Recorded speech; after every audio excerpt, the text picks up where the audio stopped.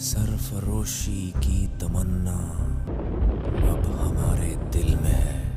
दोस्तों, हमारी भारतीय सेना में एक से बढ़कर एक जांबाज जवान शामिल है। साथ ही कई जवान ऐसे भी रहे जो सरहदों पर देश की रक्षा करते हुए शहीद हो गए। लेकिन इन सब के विपरीत आज हम आपको अपने इस वीडियो में एक ऐसे जवान की कहानी बताने वाले हैं जो सिक्किम में भारत चीन सीमा पर अपनी मौत के 48 साल बाद भी सरहद की रक्षा कर रहा है।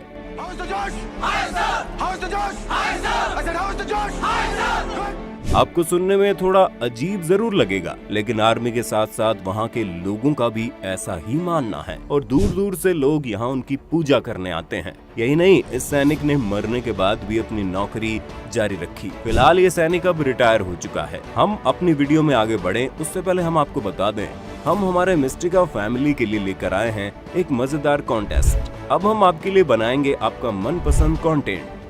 आपको सिर्फ हमें देना है एक बेस्ट टाइटल और जल्द ही हम उस पर वीडियो बनाकर करेंगे अपलोड और देंगे आपको शाउट आउट। इतना ही नहीं, अब आपका कंटेंट भी हो सकता है चैनल पर फीचर।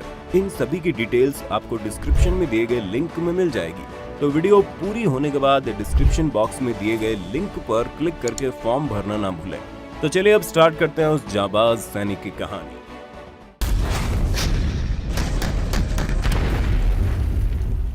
भारत चीन की सीमा की कठोर ऊंचाइयों पर भारतीय सेना हमेशा बेफिक्री के साथ तैनात रहती है। चीन की चतुराई के बावजूद सैनिक सरहद की सुरक्षा को लेकर हमेशा आश्वस्त रहते हैं। लाख मुश्किलें आए, लेकिन यहाँ कोई भारतीय सेना का बाल भी बांका नहीं कर सकता, क्योंकि यहाँ सैकड़ों सैनिकों के साथ एक ऐसा सैनिक भी तैनात है जो दिखता नहीं पर यहाँ मौजूद है। जी हाँ, हम बात कर रहे हैं बाबा हरभजन सिंह की। हरभजन सिंह का जन्म 30 अगस्त 1946 को गुजरांवाला, जो कि अब पाकिस्तान में है, वहां हुआ था। सेना के रिकॉर्ड के मुताबिक हरभजन सिंह 1966 में पंजाब रेजिमेंट में एक आम सिपाही के तौर पर शामिल हुए थे। कुछ समय बाद उनकी तैनाती नाथू ला में हुई और वहीं एक हादसे में उनकी मृत्यु हो गई। ऐसा कहा जाता है कि ये हादसा तब हुआ जब वो घोड़ों के काफिले को तुकुला से डोंगचुई ला ले जा रहे थे। तभी वो वहां फिसल कर एक नाले में गिर गए। पानी की तेज धारा में उनका शरीर बहकर घटना स्थल से 2 किलोमीटर दूर जा पहुंचा। उनके शरीर को ढूंढने की काफी कोशिश की गई। उस दिन काफी बर्फबारी भी हुई, लेकिन फिर भी शरीर का कुछ पता नहीं चला। सेना को लगा कि हरभजन अपनी ड्यूटी से बचने के लिए भाग गए हैं, लेकिन कुछ समय बाद एक रात वो अपने साथी के सपने में आए और उन्होंने अपने उस साथी को बताया उनका शरीर कहाँ पड़ा है। सुबह होते ही जब सैनिकों ने तलाश की तो हरभजन सिंह का शव और राइफल वहीं से बरामद हुए, जहां उन्होंने सपने में बताया था। सेना से हरभजन सिंह को भगोड़ा मारने की गलती हो गई थी, इसलिए उन्होंने अपनी इस भूल को सुधारा और उनका अंतिम संस्कार पूरे सम्मान के साथ किया। कुछ समय बीता और कुछ समय बाद ही हरभजन अपनी टुकड़ी के एक सैनिक के सपने में फिर से आ गए और उन्होंने उससे कहा कि उनका शरीर गया है, लेकिन उनकी आत्मा अब भी ऑन ड्यूटी ही रहेगी। शुरू में तो सपने की बात को वहम मानकर किसी ने ध्यान नहीं दिया, लेकिन फिर बाद में साथी सैनिकों के साथ कुछ ऐसा होने लगा जो अजीब था। जैसे अगर किसी से कोई गलती होने वाली होती या उनके साथ कोई अनहोनी घटना होने वाली होती तो हरभजन पहले से ही सपने में आकर सावधान कर देते। साथ ही वहाँ ड्यूटी कर रहे सैनिकों का मानना तो ये भी था कि सिक्किम की भयंकर ठंड में भी किसी सैनिक को झपकी नहीं लग सकती थी और अगर गलती से लग भी जाती तो उसे बाबा का थप्पड़ पड़ जाता था। हाँ, माफ कर दो बाबा जी, माफ कर दो, अब से ऐसी गलती नहीं होगी। सैनिकों को हमेशा ये एहसास होता था कि हरभजन सिंह हमेशा उनके साथ है। ऐसा नहीं है कि सिर्फ भारतीय सैनिकों को ही हरभजन सिंह के होने का एहसास हुआ हो, बल्कि कई चीनी सैनिक भी इस बात को मानते थे। चीन के कई सैनिकों ने भारतीय अधिकारियों से कहा था कि आपका एक सैनिक यहाँ घोड़े पर घूमता है, उसे वापस बुला लो। जब ये बात बड़े अधिकारियों तक पहुंची तो उन्होंने इस बात की तहकीकात की। इसके बाद ये मान लिया गया कि बर्फीले तूफानों के बीच जब सैनिक सीमा की रक्षा कर रहे हैं तब एक ऐसा सिपाही भी उनके बीच मौजूद होता था जो दिखाई नहीं देता था, क्योंकि वो आत्मा है। हरभजन सिंह सैनिकों के लिए बाबा हरभजन सिंह हो गए। इसके बाद वहीं खाली पड़े एक बंकर में उनका मंदिर बना दिया गया। उसमें उनकी वर्दी, जूते, बाबा का बिस्तर और बाकी का सभी जरूरी सामान रख दिया गया।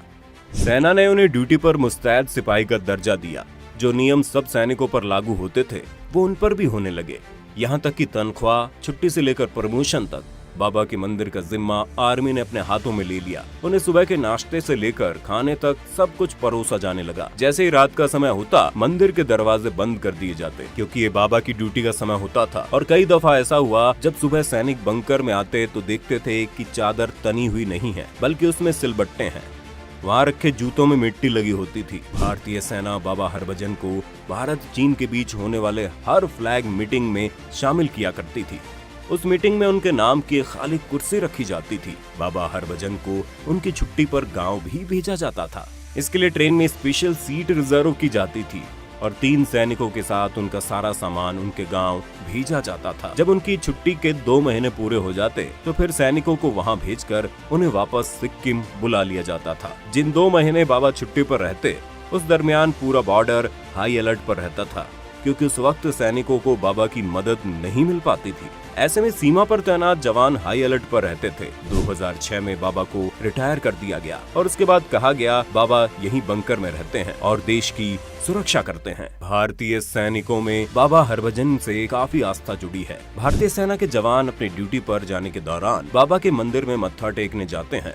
ऐसा माना जाता है कि बाबा हरभजन सिंह जेलेब दर्रे से लेकर नाथुला दर्रे तक भारतीय सीमा की रक्षा करते हैं। नाथुला में बाबा हरभजन की याद में 2 स्मृति स्थल बने हैं। इनमें से एक ओल्ड बाबा मंदिर जो ओल्ड सिल्क रोड पर बना है, जबकि दूसरा न्यू बाबा मंदिर कहलाता है। ये नाथुला में ही है, लेकिन डोकलाम से नजदीक है। ये न्यू बाबा मंदिर डोकलाम से सिर्फ 4 किलोमीटर की दूरी पर है। दोस्तों, क्या आप भी इनके बारे में पहले से जानते थे? क्या आपने भी ये मंदिर देखा है? अगर हाँ, तो अपने अनुभव हमारे साथ कमेंट बॉक्स में जरूर साझा करें। अगर आपको हमारी आज की वीडियो पसंद आई हो